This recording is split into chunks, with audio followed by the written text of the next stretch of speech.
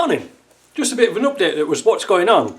Have you ever had one of those days when all the planets line up and the stars line up and everything sort of falls into place? Yesterday was one of those days. Wait a minute. The bearing turned up for the R380 and it is indeed an SKF one made in Germany, but it came from China. So that was good. And another good thing that happened this morning is I was informed that I've got a housing coming. So that means we can play around with this in JP's shop instead of working on theory how to get this bigger bearing in the back of this housing, and we can actually start doing some machining. That was good, wasn't it? Second thing, I had to get some hose for this 200 TDI I've been working on. You know, the hose that goes from your injector pump to your turbo. I found some like 300 psi hose, 3/16 diameter, that just slips on quite nicely. And whilst I was going there, I thought to myself, I have to drive past the electronics shop in town, and I thought I'd take them this. So I say, my French is no good at all when it comes to technical stuff. I don't know what these are called. It could be, I don't know. So anyway, I put it on the counter, and a young lad looked at it. He says, "What do you want?" I says, "I want a relay. I want one of them." He goes under his desk, opens a great big tray full of relays, shoves it on the counter. He says, "That's what you want?" I said, "Really?"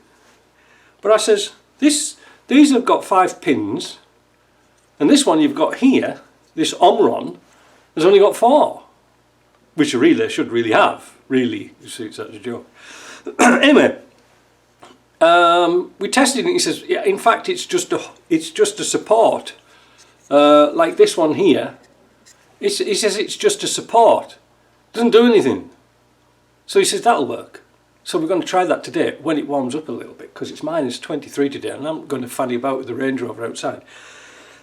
So I said to him, "Well, how much is it then?" And he says, "It's $4.50. I said, "Well, I'll try to haggle with you a little bit. Will you do it for 2? It's $4.50. Anyway, I soldered it in last night with a bit of bravado from Jameson's, and we're going to give it a go. My soldering wasn't too good, but I tested the continuity and it works. So I know that there's a new one coming, and this was just a real shot in the dark for under $5. I thought, well, let's have a go and see if that works. I don't know, we'll find that out. What else was I going to tell you? The bearing. Oh yeah, this is a good one. This is what I'm going to do today, because Jeff's supposed to be coming to work on his Land Rover, but I don't think it'll start. Anyway, you remember when we were talking about injectors, and when I set up my little machine over there, you can't see it, you have to believe me, for testing see what injectors are like. And I had some 300 TDI injectors, and they weren't very good. So I thought I'd go on AliExpress and see if I could buy the cheapest injector nozzles in China. China again. What would we do without them, eh? And they came yesterday. I bought a box of 8 for, how much did they cost me? $49.10 Canadian, including tracked shipping. No, this is a joke. That works out at $6.15 each. Now I know the Chinese, but hear me out. So anyway, I saw again, was full of bravado last night, and I went on Canada Post to see how much it would be if I wanted to send these back to China. $55. So that was like $49.16, including shipping, tracked shipping. And there they are. Now, if anybody's looked at Bosch injectors before, you can see that the packet is remarkably similar. Now, I'm not going to say they're good, I'm not going to say they're the best, but they are the cheapest. But what I want to do today is, I've got 4 injectors that are scrap, virtually, because, well, the nozzles are knackered. I did an experiment with them when they were here last time, and I had one good new nozzle, and I put it in. Not only did the pressure go up, but the spray pattern was good. Now wait a minute, I'm just going to change my battery because it's going to go. Right, back again. What was I going to say? $6.15 each. That's about £3.50. Now, even if you have to change them once a year, it's still cheap. The thing is that I was just looking for a price of a typical spark plug in Canada, and they were about $8 a piece for a spark plug. And you usually change them once every year or 2 years. But some of these have been in your car for 20 years.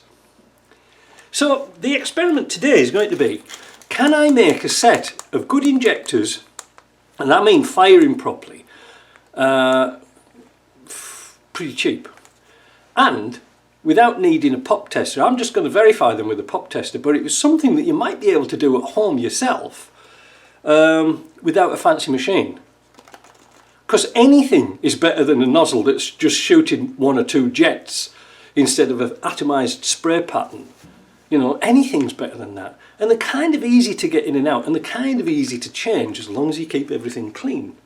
Would we have to shim them back up? I don't think so. I don't think so. If they're all matching the same pressure, well, so what? I don't know. Let's try it, eh? We'll see. So I've got the tester set up with a typical 300 TDI nozzle. This is like a before and after. You can see it blowing off at around £2,000, but if you go very slow, you can see the jets, the needles lifting off its seat, but not making that nice pop. If you go fast, you can still see it's popping, but look at this one here. See? That's no good, so let's strip it down. Right, so we've got the injector in the vise. I've got my little caps on just to keep them clean. We need a 15mm spanner to take the top off, and we've got to be clean. So this is paper towel time.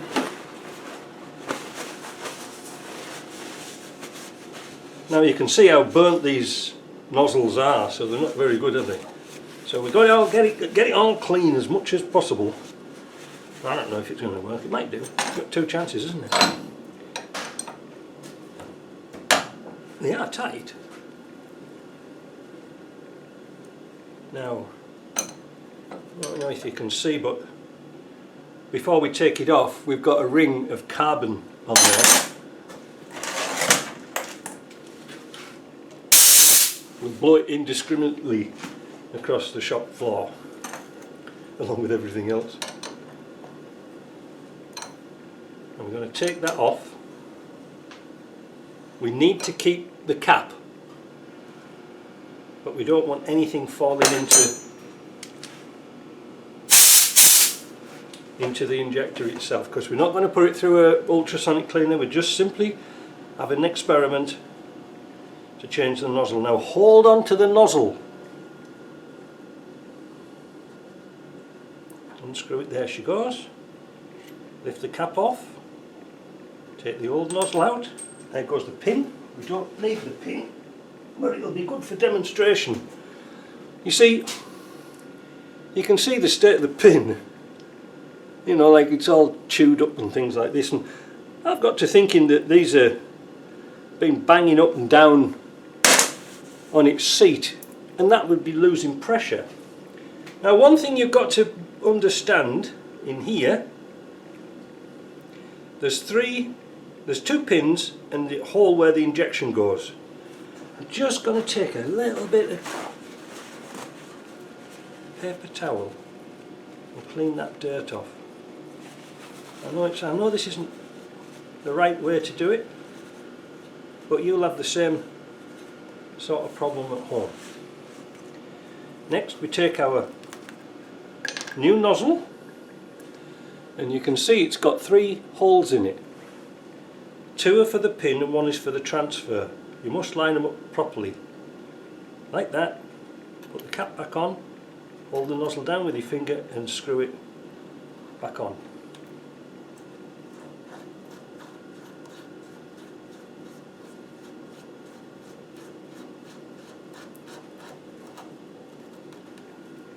we go.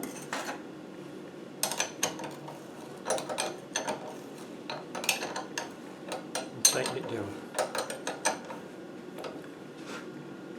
Now, that's that. Yeah, I don't think there's anything else to tell you, just apart from keeping it clean and keeping the pins in the right hole. You know, it really is important. Now, somebody on the internet was saying, oh, why don't you just reseat the face here with some very fine, you know, cutting compound or something like that. But the problem is, as you can probably see with this one, how would you turn it? I don't know. I really have no idea. Anyway, that's that done. Let's see what it's like.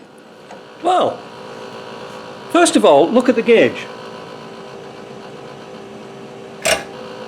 They're bouncing off just about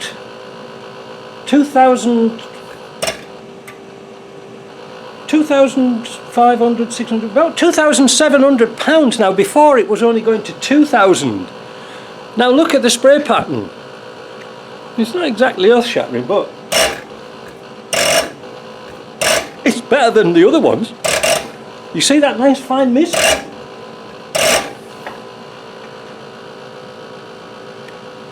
It's better than the old ones, isn't it? You must admit.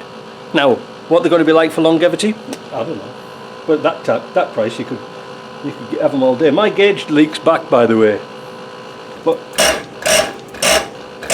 they're not bad. Acceptable. Like for $6, what more do you want? Now, to be fair, I have got a bad one.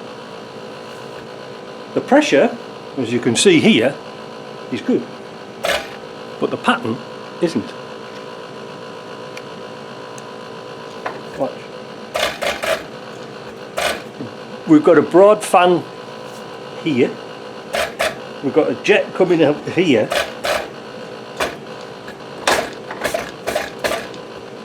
So I think it's the machining. There's no dirt in it. But like I say, the pressure's good. The pressure's absolutely perfect. It's like the other. It's like the other one. Let's have a look at another one. To continue on with this experiment, I got these injectors from China a long time ago, 300 TDI ones. There was 2 good ones and 2 bad ones. I got the bad one here, and I put another nozzle in it, a Chinese one from China. Look at the pop pressure. Way too high. 4,000 pounds. But look at the spray pattern. The spray pattern's beautiful. So that needs shimming. Don't know how to do that. Well, I do, but I haven't got the bits. So we'll put that in our shimming box.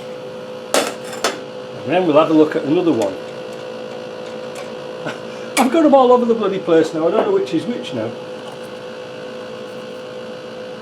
Let's have a look at this one.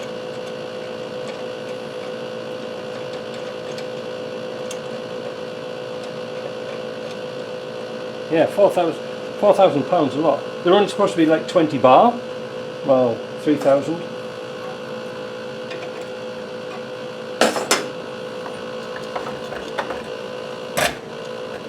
Now look at this one. You see?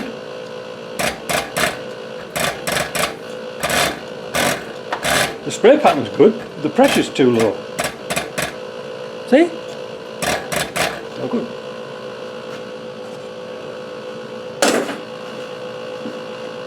Oh, hello, Jerry. Wait a minute. I'm just doing some filming. Well, I don't know where I was with this video. It's been like a bloody madhouse.